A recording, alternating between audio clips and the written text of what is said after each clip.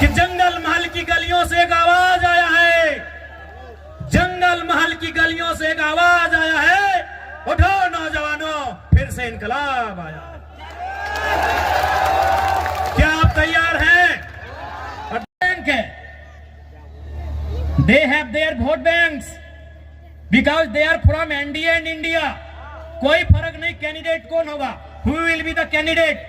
आप इंडिया से हैं, इंडिया गठबंधन से हैं, ये लोग आपको वोट करेंगे। आप एनडीए से हैं, ये लोग आपको वोट करेंगे।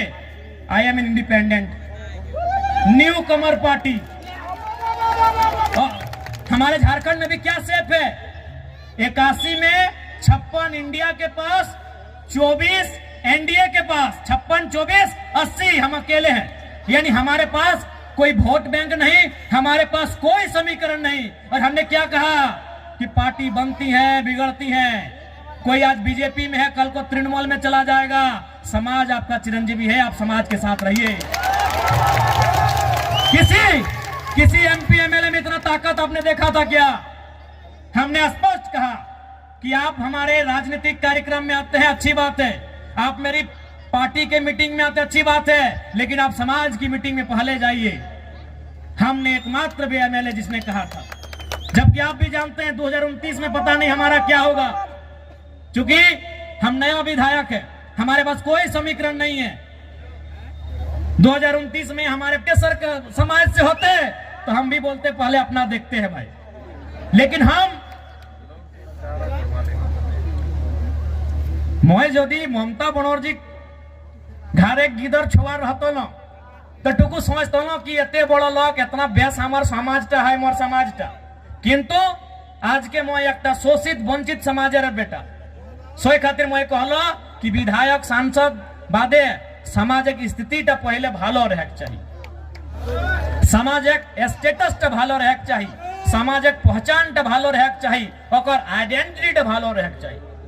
हे तोहरानी बुझे बारिया, आज तोहरानी करो जंगल महले दोमे हमरा सामाजिक नेता हाथ की ना नहीं, कोई टक मुंह से बोली बहराई ले, कोई टक कोनो कह पारला, कोनो कह पारला की एकटाও कही दे जितना कथा मैं कहलो मीडिया कह भाषण कह जे जितना उदाहरण मैं देलो, जितना मैं उदाहरण देलो, हमको बता याद करके बताइएगा कि आपने कौवा को भी देखा है।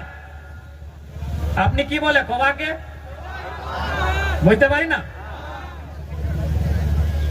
क्या आपने कभी कौवा के गले में या पांव में बेड़ी देखा है? क्या उसे कभी पिंजरे में देखा है? क्या उसे कभी किसी रस्सी में या किसी भी प्रकार से बंधन में देखा है? नहीं देखा है। आपने क्यों कौवा के बंधने देखे छी ना?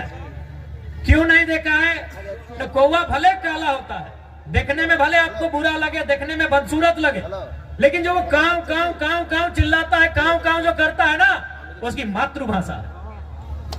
और जो मातृभाषा बोलते हैं, मातृभाषा यानी हमारी मातृभाषा, हमारी परंपरा, हमारी संस्कृति, जो मातृभाषा बोलते हैं वो कभी गुलाम नहीं होते, उन्हें कभी कोई गुलाम नहीं बनाता।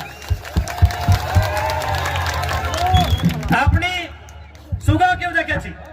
आपने सुगाई बोली ना, सुगा तोता पैरट देखने में बड़ा सुंदर होता है, पंख भी सुंदर होता है, चोंच भी सुंदर होता है और आवाज भी सुंदर होता है, लेकिन आपने क्या देखा होगा कि लोग उसे पकड़ते हैं, पहले उसके की बोली डंका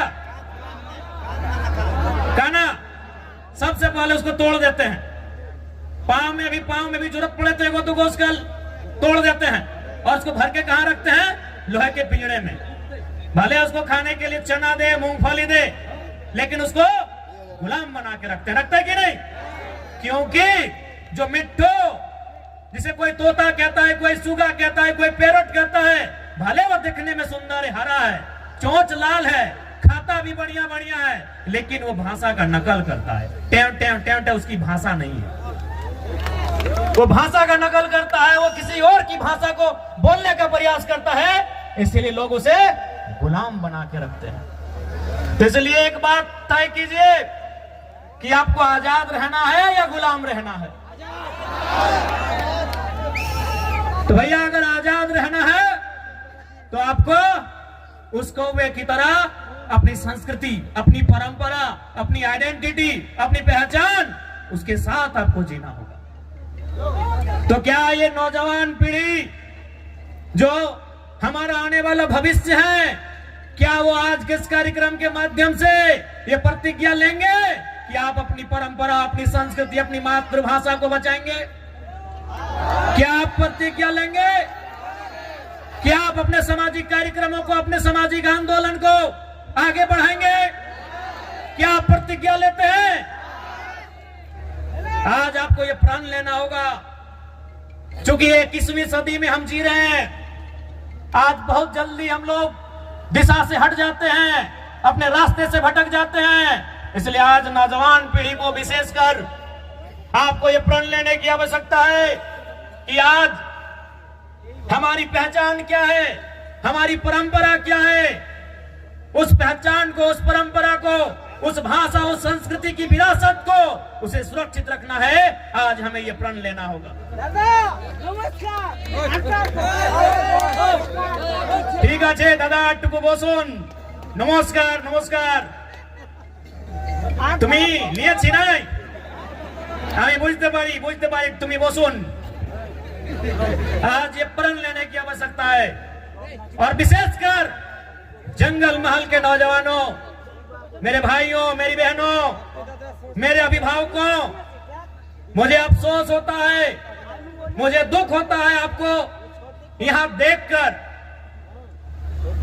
दुख हमें झारखंड के लोगों को भी देखकर होता है, लेकिन आपके लिए दुख थोड़ा ज्यादा इसलिए होता है कि जैसा भी सही जमशेदपुर वालों को झारखंड मिला, सरायकेला वालों को झारखंड मिला, धनबाद वालों को झारखंड मिला, बोकारो वालों को झारखंड मिला, हजारीबाग गिरिडीह को झारखंड मिला, रामगढ़ को झारखंड मिला, रांची को झारखंड मिला, लेकिन झारखंड बनने का हकदार और झारखंड में शामिल होने का हकदार पुरुलिया, झारग्राम, बांकुड़ा के लोग भी रखते थे। आज बिल्कुल इस बात का अफसोस आपकी आंखों में भी झलक रहा है और हमें भी झलकता है। जो आंदोलन कोयलांचल में था, जो आंदोलन लोहांचल में था, कोयलांचल यानी हमारा जो कोलियरी कोयला का क्षेत्र है, धनबाद, बोकारो, गिरिडीह, हजारीबाग का हिस्सा, और लोहांचल यानी जमशेदपुर का क्षेत्र, वही आंदोलन आपके जंगल महल में भी था। जो त्याग कोयलांचल वालों ने किया था, जो त्याग लोहांचल वालों ने किया था, वह त्याग जंगल महल वालों ने भी किया था। लेकिन आज कोयलांचल वालों को, लोहांचल वालों को कहने के लिए झारखंड मिला, हालांकि अधिकार वहां भी उनको नहीं है। आज भी वहां उनको मजदूरी के लिए तरसना पड़ता है। उनकी जमीनों में कोयला, उनकी जमीनों में अभ्रक, उनकी जमीनों में लोहा, उनकी जमीनों में लगभग 80 प्रकार के मिनरल्स पाए गए हैं, लेकिन आज उन्हें नौकरी के लिए तरसना पड़ता है। लेकिन हाँ, उनके पास कहने के लिए है, हमारे काछे ए शब्द अच्छे कि हमरा झारखंड, हमरा पवाली झारखंड, लेकिन आपके पास वह भी कहने को नहीं है कि हमारे पूर्वजों ने, हमारे बाप दादा ने जो आंदोलन किया था, जो संघर्ष किया था, उसके बदले आप उस झारखंड का हिस्सा नहीं बन पाए। तो कहीं ना कहीं इसमें भी साजिश है, साजिश है, बहुत बड़ी साजिश है।